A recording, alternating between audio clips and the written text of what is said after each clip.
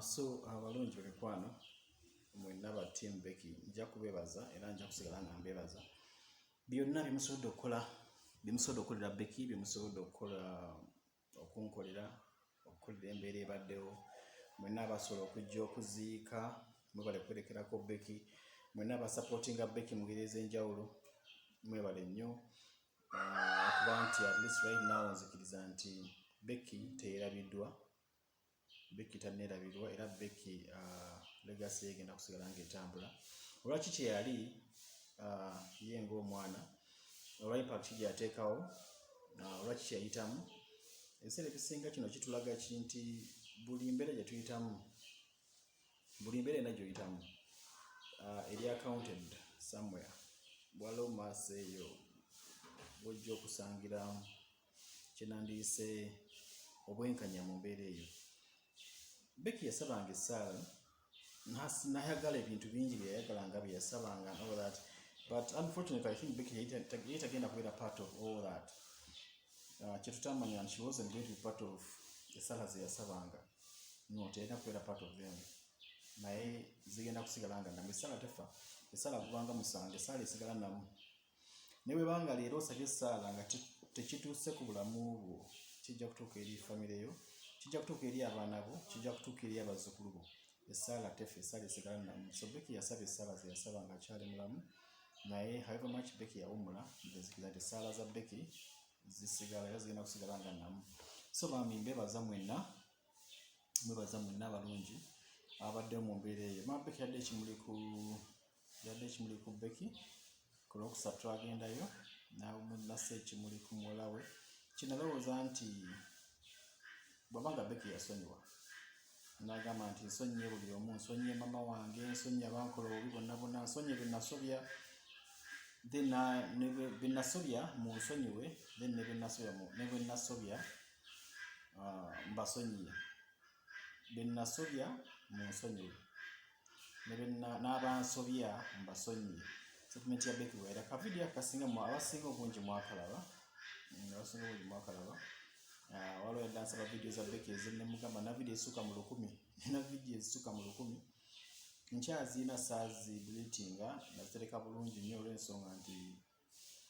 nakkiriza nti Becky tajja kunvaamu tajja kuva mu bulamu bwange tajja kuva mu birowoozo byange tajja kuva ku mutima gwange so nakikkiriza ebiseera ebisinga abantu ekiteetera obuzibu takkiriza tuyita mu mbeera enzibu naye bulijjo bw'otakkiriza n'ogamba nti kati nzikiriza kino nkikkiriza bwe kigenda okubeera so bwe kijja okuba and then you learn how to live with it so nze nakikkiriza nti Becky tagenda kunvaamu tagenda kuva mu bulamu bwange naye ninakumanya ngenda kukozesa ntya oba ngenda kulivinga ntya with it olw'ensonga nti Becky I think yali ntandikwa ya buli kimu mu bulamu bwange bwekiba nti kyali kuba nti meeting abaana ab'enjawulo abayita mu mbeera zizimu nga Becky was just the beginning of it era that's why abasinga muze muwulira about Becky's Foundation njogera nnyo ku kigambo kya Becky's Foundation nti Becky yagalanga nnyo okuyamba abaana infact yagalanga nnyo okubeera omusawo yanga atali bwekola mbeera omusawo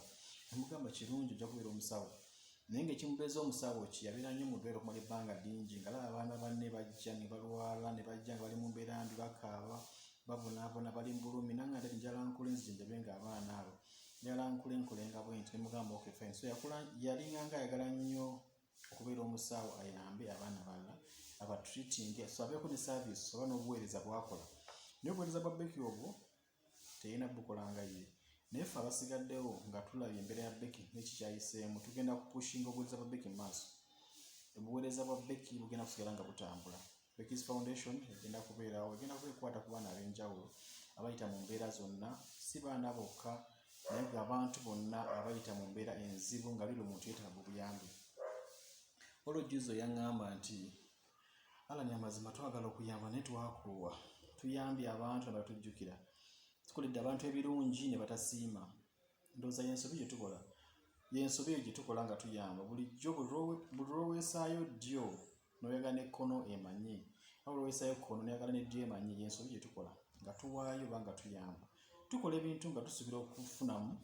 tukola obuyambi nga tusuubira otuddiza tugaba nga tusuubira otuddiza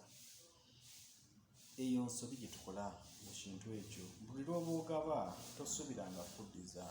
buli lw'oba owaayo, lw'oba okola obuyambi bwonna bukole ng'obujja ku mutima ng'okikola mu kwagala, tokikola ng'oyagala reward from it. Buli okola ekintu ng'oyagala okuddamu okufunamu ekintu ekyo. Y'ensobi ze tukola bulijjo. Kibola abantu abasinga beekyayi ne bagamba nti sikyagala kuyamba, nze nakoowa, nyambye abantu tebajjukira, nyambye abantu tebasobola nga kunziriza ku bye mbayambyeko, gunnamuyamba kati yaterera yakola bw'ati yakola bw'ati. Wani yakugamba nti omuntu oyo baireka mbuuze ono nange kintwaliramu. Abantu abasinga tulina abantu batuyambye mu bulamu bwaffe naye nga mazima gali nti tetubajjukiranga, tetuddanga naye okubeebaza, tetuzzanga muzigo. Ffenna abasinga obungi tukimanyi gye muli eyo. Waliwo abantu bangi nnyo ababayambye abakwatiddeko mu bulamu bwammwe naye nga temuddangayo. So nga bw'owulira n'oyo omuntu bw'awulira eyakuyamba n'abaako ne kyakkolera. So ky'owulira ekyo naye kyawulira. So kyembasaba tweggyemu ekintu ekyo, tweggyemu okulowooza nti lwakuba nti niwayamba omuntu ateekwa okuyamba, waliwo omuntu naye ateekwa okuwa. Ekintu ky'okuyamba n'okugaba kiri kya mwoyo, nti olina kikola empeera yaakyo. Oyinza otagifuna mu muntu oyo gw'oyambye, naye n'ogifuna ate kuyita muntu mulala nnyo. Oyambye muntu mulala naye ate empeera yo oba okusasula ne kutayita mu muntu oyo gw'oyambye. So ebiseera ebisinga tulina okusuubira kusasulwa nampeera okuyita mu ange eyo. Ndowooza y'ensobi gye tukola. That's why tuzze tukomplaininga, emitima ne gyekyawa, ne tugamba nze sikyagala kuyamba nabikoowa. Abantu tebasiima, abantu tebazza, abantu bakola bwe bati. Kituufu naye ate bw'onoosoola ne attitude eyo amazima gali nti naye mwennyini nnyo oli mu kategori eyo. Abantu bangi abakuyambye, bangi abakubeddeyo wonna w'oli, ku ddaala ly'otuuseeko awo w'oli, bangi abaddewo ku lulwo. Oyinza okulowooza obaddewo tewali n'omu akubeereddewo. Abasinga tumanyi okwekwasa, nze mbonyebonye nzekka, nze ntuyanye nzekka okutuuka wano wendi. Siranye otuyenye wekka naye sijja kuli mu bulamu bw'ensi buno teri muntu atuuka w'atuuse nga taliiko bantu bamukwatiddeko. Kabeere boosi okunyuma okusasula oba kasitoma wajja nagulako ekintu ku dduuka, oyo si gwe aba amuleese, aba Katonda. So ebiseera ebisinga kyembasaba nange tweggyemu ekintu ekyo, tukyeggyemu nti nyambye tebanyambye, nedda yamba nga tosuubira kuyamba. Ku bantu 8 ku bantu 10 betuyamba bulijjo mu bulamu bw'ensi buno, bantu 8 tebazza muzigo, bantu 2 oba 1 yayinza okuzza omuzigo. Naye ate omuzigo gw'abantu 8 guyinza obutadira mu bbo, naye ne gubaako empeera gye guleeta mu ngeri y'enjawulo. So tusigale nga tuyamba. Becky's Foundation kyensaba ne kyensaba nange abantu abali eyo nti foundation egenda kuba registered era by December egenda kubeera launched. Tugenda kuyamba abantu mu ngeri y'enjawulo, abaana abazaalibwa ba orphans, abazaalibwa balina obulwadde bwa mukenenya, abasuddwa abazadde baabwe, abali mu mbeera embi, abamu b'osanga nga bakuze ne bali ne bajjajja baabwe, bazadde baabwe baafa. Tugenda kuyamba abantu abo bonna. Naye tugenda bayamba tutya? Kyensobola okusaba n'okubiriza abantu bali ebweru eyo, oba oli eyo wonna wooli ewuwo, olina engatto enkadde, olina essaati enkadde gy'otakyayambala, naye ziba tekyakutuuka yakulekawo, olina empale, olina engatto, olina obugoye bw'abaana, byonna ky'olina mu nnyumba nga tokikozesa. Banne mbasaba, nze ngenda bikuŋŋaanyanga. Buli mwezi nja kukwatanga ne ttiimu ya SB4, ttiimu ya Phoebe n'abasigadde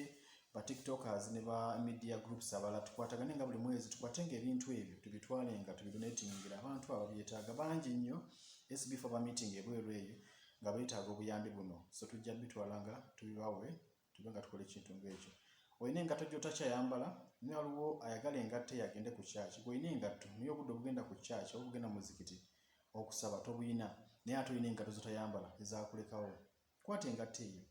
Giwoli agyetaaga okugenda ku kyaki oba okugenda ku muzikiti ku Sunday, leka agyambala agenda asabe, then gugwa omukisa naawe ogubegereko awo. Bo bati bwe tutyo nga bwe tubulamu bw'ensi bwe tubega ku mikisa.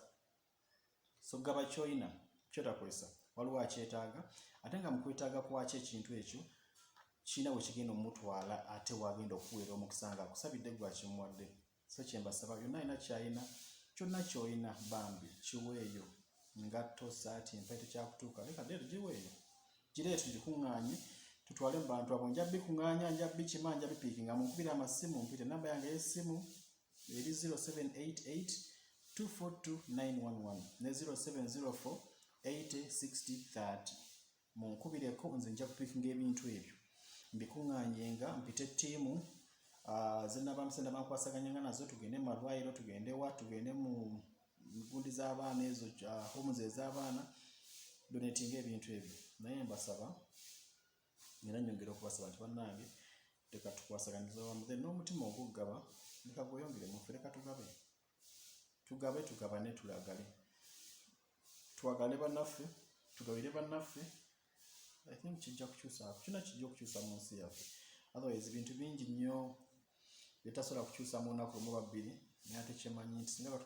tukwataganidde wamu tusobola okukola ekyo juza lingamba omuntu nti nga bakugamba nti nno oleetera alani ekintu omukozi gwokoleseewo gatekeeper gwokoleseewo wena kyoli omuwadde nga gwe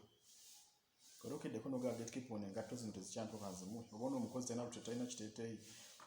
zino engoye tezikyantuuka nzimuwe leka tuleme kulungiira bweru yokka naye nga ne mu nnyumba ewaffe ne baneiba baffe tuso nabo abatulinaanyi tebatulaba mu mitima gya bulungi so tekijja kuwa makulu tunaafuluma ebweru tulaga obulungi bwaffe naye ng'ate mu mayumba gaffe n'emmiririrwano batuleka okukola empisa embi batuleka okukola okuba nti tuli bakodo tetugaba tukola bwe tuti kiba tekikola makulu tuza tutandike n'abo abatuli okumpi gaba sharinga yagala mukama w'omukisa I think with that bambi mbasaba Becky's Foundation egenda kuba etandika tulina akatabo akakwatagana ku Becky bakayita Becky's Life kyajja bakafulumanako soon akatabo kalimu obulamu bwa Becky bungi okuva lwe yazaalibwa bulamu bwe yayitamu Becky tebamuzaala mu ddwaliro bamuzaala na mu lusuku ku muti gw'emmwanyi gwe bamuzaalira abadde batakimanyi nibadde mugenda bisomako mu katabo ako Becky biki yayitamu ng'akyali muto Becky bamukubanga kibooko za waya ey'amasannyalaze eyo kebo ze kibooko ze bamukubanga ne waya y'amasannyalaze naye byonna byajja bitya byabaawo bitya byatuka bitya okubeerawo lwaki Becky bamubwe batyo lwaki yazaalibwa mu lusuku ku mumwanyi lwaki yayita mu mbeera enzibu eyo ate nga tebwali bulwadde bifo lwaki yayita mu mbeera eyo ye Becky lwaki obulamu bwe bukyanga azaalibwa bubadde nga bw'amaziga paka watuukidde okuva mu bulamu bw'ensi lwaki tayagala nko ng'abaana abalala lwaki tafuna nko obulamu obwo ng'abaana abalala bonna mujja bisanga mu katabo ka Becky's Life nja kuba nkabasharingira mwena nakafulumye era mujja kalako emikutu egy'enjawulo mukama bawe omukisa